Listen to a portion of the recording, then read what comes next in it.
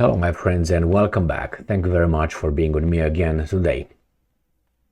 I got some good news. We have a guy with balls, and here's the Sultan Ahmed Al Jaber of United Arab Emirates. He is the president of the COP28 Climate Conference. So he's in charge of a little conference that just occurs. I don't know if it's still going on in Dubai, where we have about 150 countries with presidents and all the usual suspects as Al Gore and John Kerry, the czars of climate change. And this guy, he's the president over there. He claims, and I'm going to quote him, so YouTube doesn't have a problem with me personally, but maybe it's illegal to even quote what other people say. According to Russia Today, December 3rd, and I'm quoting, "No science behind calls to phase out fossil fuels. COP28 president." So we have this article. I'm going to discuss it. I'm going to give you the exact quotes from Sultan Ahmed Al Jaber, who gets in trouble with, guess who? Let me show you a picture. Maybe you recognize the weasel. Yes, that's the weasel Al Gore. And then I will show you a video I made in March 2023, where we have Al Gore and his inconvenient truth. If you remember that semi-scientific documentary that I watched when it came to see what's going on. And I will discuss that I will just play it for about 20 seconds. Is right here, ready to go.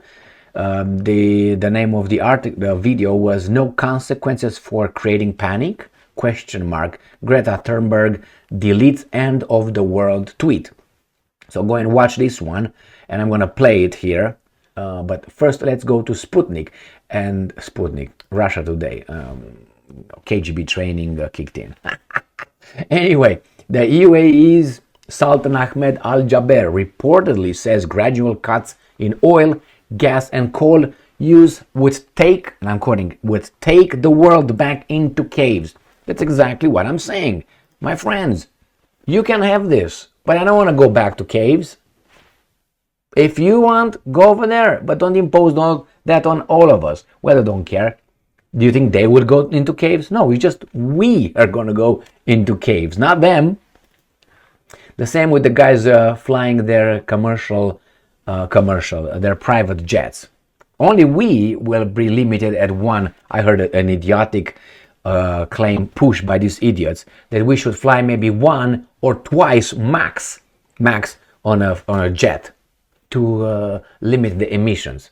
A Gore gets what, 250 times a year, or John Kerry or Jim Kerry. The president of the COP28 climate conference, Sultan Ahmed Al Jaber, has cast great doubt over zero emissions policies being pushed by the United Nations, claiming there is, and I'm quoting, "no science," and quote, "to show that stage-by-stage cuts in fossil fuel use would decrease global heating." The Guardian reported on Sunday. Guardian. The chair of the 2023 United Nations Climate Challenge Conference, now underway in Dubai, claimed that a gradual reduction in fossil fuel consumption would hold back sustainable development and drag humanity back to the Paleolithic period. His comments made in response to questions from the former UN Special Envoy for Climate Change Mary Robinson during a live online event in late November are fundamentally at odds with the position of the United Nations and its Secretary General Antonio Guterres. And I'm quoting, hello, we're in an absolute crisis that is hurting women and children more than anyone. And it's because we have not yet committed to phasing out fossil fuel. Robinson, Scare Tactics, who chairs the Elders, a London-based human rights and environmental NGO, was quoted by The Guardian as saying, and I'm quoting again, "That is the one decision that COP28 can take, and in many ways, because you're head of ad hoc, you could actually take it with more credibility," she added. Now, Al Jaber, he was not a sheikh, what's his name? He's right here. Sultan. So he's a sultan. He serves as chief executive of the United Arab Emirates state oil company ad hoc, while also chairing COP28 in Dubai. Many critics have described the two roles as a serious conflict of interest.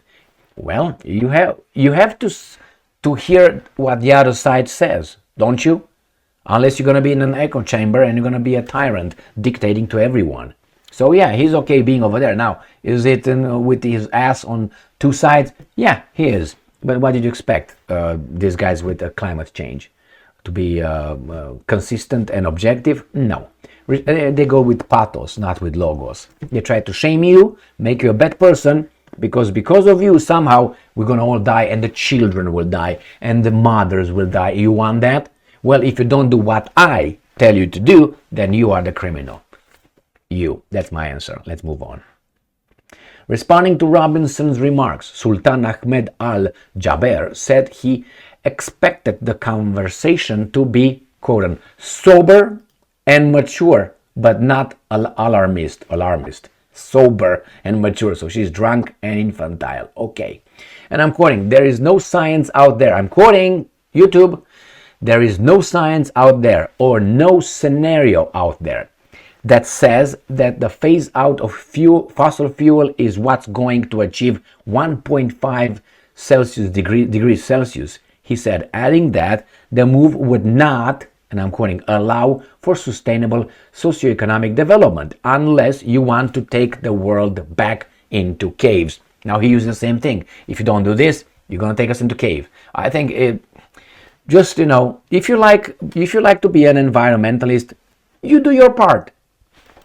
I want to do my part according to my abilities and my lifestyle.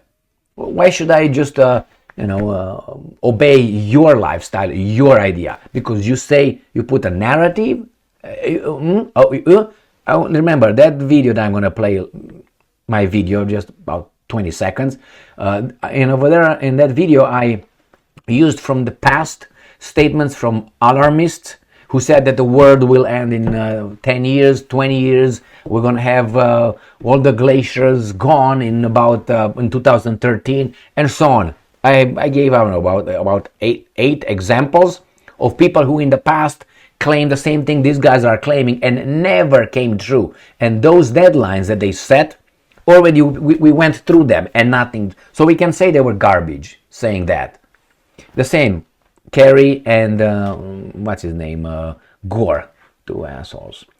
When Robinson argued that ad hoc is investing heavily in a future fossil fuel production, Al Jaber responded by saying that she and her supporters were reading their own media, which is biased and wrong. Now this guy has balls. I have to memorize his name. Sultan.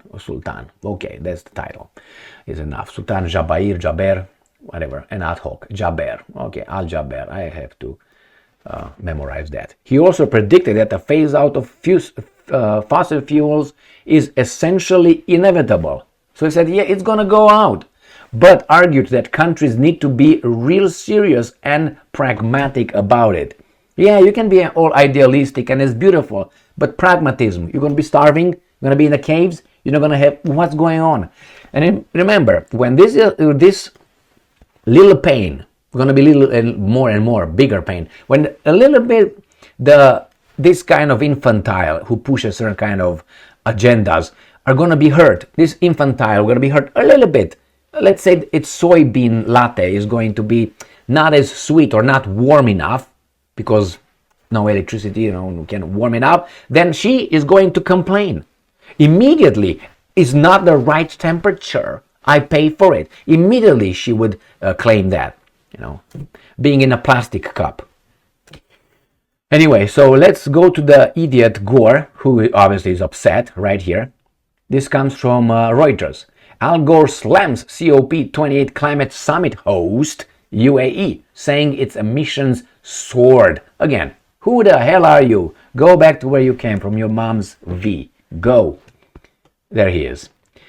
Dubai climate advocate and former US Vice President Al Gore on Sunday slammed the UAE host of the COP climate summit, saying its position as overseer of international negotiations on global warming this year was an abuse of public trust.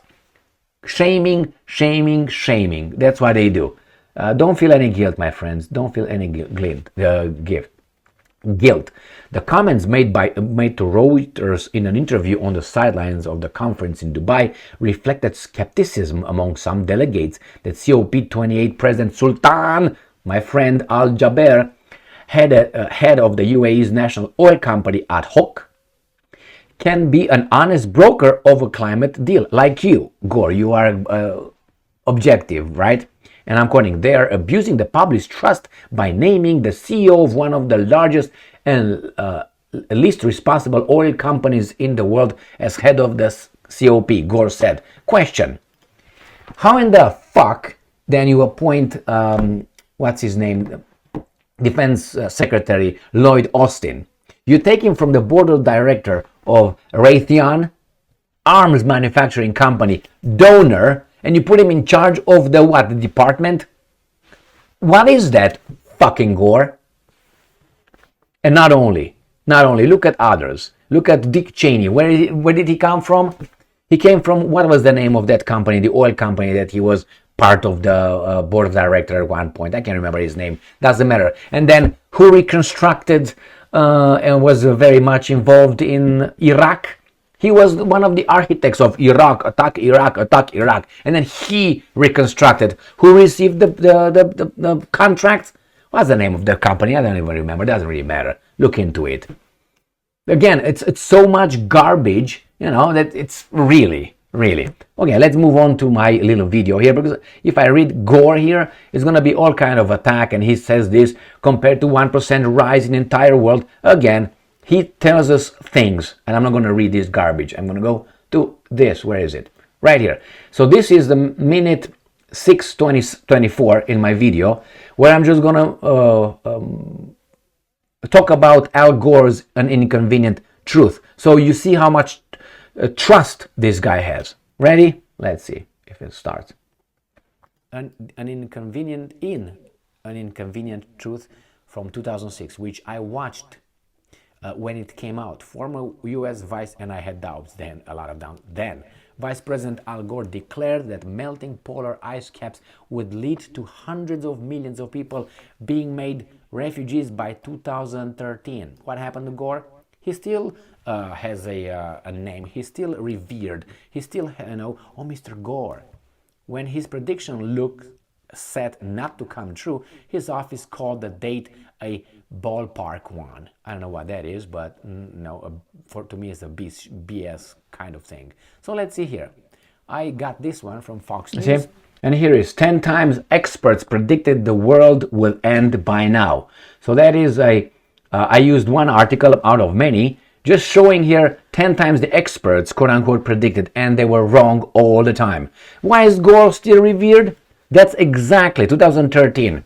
We're 10 years in his prediction. All right, but nobody says, oh my God, it have no credibility. Reuters interviews him, Reuters publish him, and I talk about the weasel. The weasel should be somewhere underneath a little rock where he crawled from. Go back, Mr. Cantona. My football fans know what I'm talking about. My English fans, my older English fans, if I have about 50, in the 50s or so, they know, go home, Mr. Cantona. When Cantona jumped in a Yoko Tobigeri and hit that supporter because the supporter was yelling. And then when he was interviewed, the supporter, Cantona jumped on him, and then Cantona was banned for about 10 games or something, paid some fees. The supporter said, oh, I didn't curse Mr. Cantona. What I was saying, go home, Mr. Cantona. And in the video, you can see his mouth and... So yeah, go home, Mr. Gore. Thank you very much for being with me again today. I got a new hero, it seems like, Mr. Jaber, Sultan Al Jaber. Thank you very much for being with me again today. Stay strong, stay smart, look for the truth, and be just.